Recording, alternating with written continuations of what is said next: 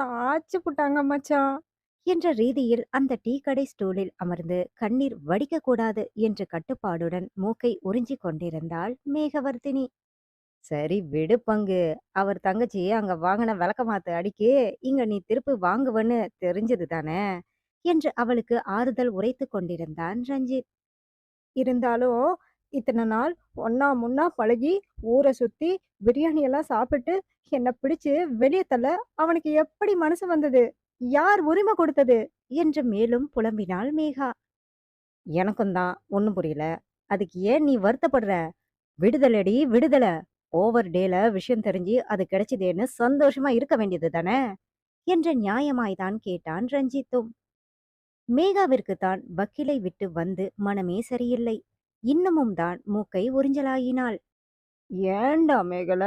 வடிவேல் போல ஃபீலிங்காக தற்சமயம் அவள் தமையனாய் உருமாறி போன ரஞ்சித் கேட்க, இருந்தாலும், வக்கீல் ரொம்ப நல்லவன் மச்சான். என்றுதான் தோளன் தோள் சாய்ந்தாள் மேகாவும்.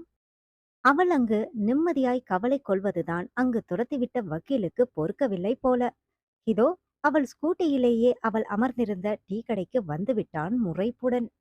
அதுவும் எப்படியாம் என்றால், இரவு உடையெல்லாம் தன் தாய் வீட்டில் பாதி ஓய்வெடுக்க, பாதி மேகா துவைக்காததால் ஓய்வெடுக்கிறது. பின்ன லுங்கியை தான் மடித்து கட்டிக்கொண்டு டி ஷர்ட்டுடன் வந்திருந்தான். ஏய் மேகா, இன்னாடி இவன் இங்க? ஆமா, அது உன் வண்டி தானே? ஒருவேளை ரோஷப்பட்டு வண்டிய கொடுக்க வந்தானோ? நீ ஏன் அவன்ட்ட அத விட்டுட்டு வந்த? இப்ப பாரு, மறுபடி ஒரு வீண் சந்திப்பு என்று சலித்துக் கொண்டான் ரஞ்சித். மேகா பிரேமைதான் அவன் வண்டியை விட்டு இறங்கி அவள் முன் வந்து நிற்கும் வரை விடியகலாமல் பார்த்திருந்தாள். ஆனாலும் நீ தாண்டா அவன வக்கீலுன்ற. அவன் கோட் பக்கம் கூட மழைக்கு ஒதுங்கினது போல தெரியலையே. ஆளையும் காஸ்டியூமையும் பாரு. நம்ம மோசம் போயிட்டோம் மச்சான் என்று இப்போது மூக்கை உறிஞ்சுவது ரஞ்சித்தின் முறையாயிற்று. பிரேமோ மேகா முன் வந்து நின்றவன் அவளையே பார்த்திருந்தான். மேகாவும் எழுந்து நின்றவள் அவன் உயரத்திற்கு நிமிர்ந்து அவனையே தான் பார்த்திருந்தாள். இருவர் பார்வையும் சந்தித்து என்ன பேசுகிறது என்று புரியாத ரஞ்சித் தான் மண்டையை சொரிந்து கொண்டிருந்தான். அங்கே என்ன தெரிகிறது? மேகாவிடம் ரஞ்சித் கேட்க பதில்தான் இல்லை அவளிடம். ஏய் வா என்றான் பிரேம். எது?